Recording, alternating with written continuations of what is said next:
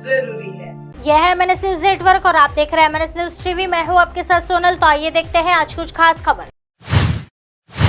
हमारे पास पीएम मोदी है, कांग्रेस हमारा मुकाबला नहीं कर सकती है, सीएम शिवराज। कर्नाटक में हुए विधानसभा चुनाव में कांग्रेस की जीत पर प्रतिक्रिया देते हुए मध्य प्रदेश के सीएम शिवराज सिंह ने कहा कि वर्ष के आखिर में होने वाले विधानसभा चुनाव में भाजपा की जीत होगी।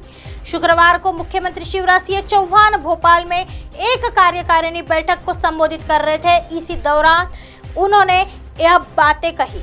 मुख्यमंत्री शिवराज ने प्रतिक्रिया देते हुए कर्नाटक चुनाव में बीजेपी को मिले वोट प्रतिशत पर भी बात की है। उन्होंने कहा कि बीते चुनाव में भी बीजेपी को 36% वोट मिला था तथा इन चुनाव में भी 36% वोट प्राप्त हुआ है। कांग्रेस को जेडीएस का वोट शेयर मिला है।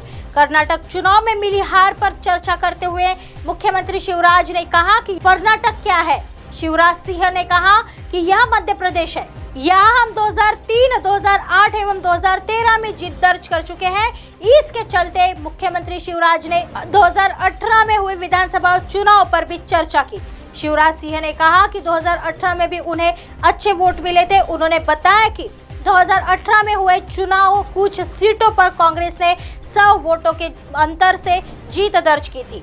वही वर्ष के अंत में होने वाले विधानसभा चुनाव पर चर्चा करते हुए शिवराज सिंह चौहान ने कहा कि मध्य प्रदेश में होने वाले विधानसभा चुनाव में बीजेपी जीत का रिकॉर्ड बनाएगी। शिवराज ने कांग्रेस पर हमला बोलते हुए कहा कि उनके पास क्या है, हमारे पास तो नरेंद्र मोदी है। शिवराज सिंह चौहान ने इसके चलते कहा कि हमारे पास मेहनती कार्यकर्ता है, कांग्रेस हमारा मुकाबला नहीं कर सकती है।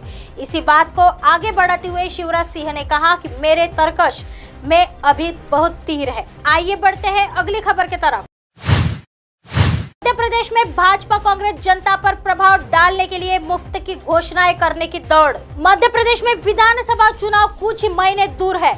ऐसे में राज्य में सत्तारूढ़ भाजपा और विपक्षी कांग्रेस दोनों ही मतदाताओं को इम्प्रेस करने के लिए मुफ्त की घोषणा कर रहे हैं। मुख्यमंत्री शिवराज सिंह चौहान के नेतृत्व वाली भाजपा सरकार न सिर्फ एक के बाद एक योजनाएं की घोषणा कर रही है, बल्कि उन्हें लागू करने के लिए कदम भी उठा रही है।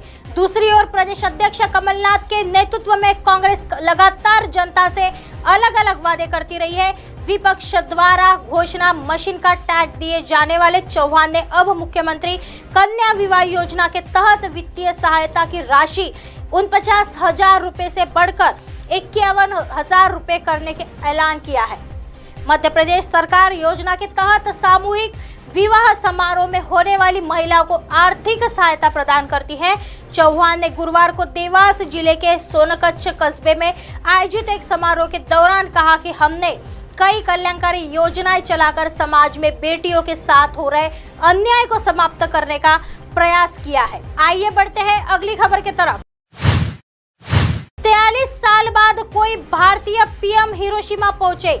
जापान से पीएम मोदी ने पाक चीन को लताड़ा। पीएम नरेंद्र मोदी प्रभावशाली देशों के समूह G7 में शामिल होने के लिए जापान के हिरोशिमा पहुंच गए हैं।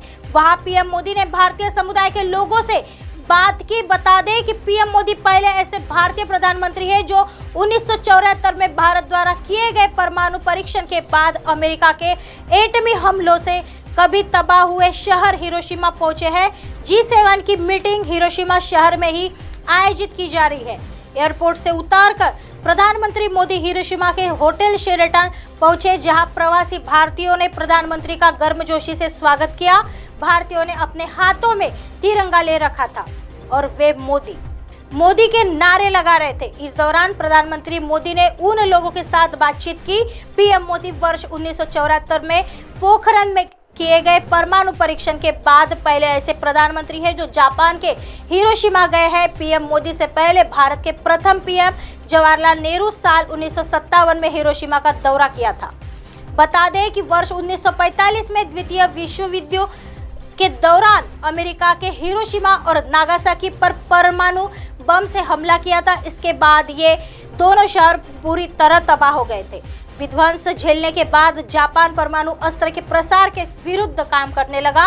इस दौरान वर्ष 1974 में इंदिरा गांधी की सरकार ने पहला परमाणु परीक्षण किया था।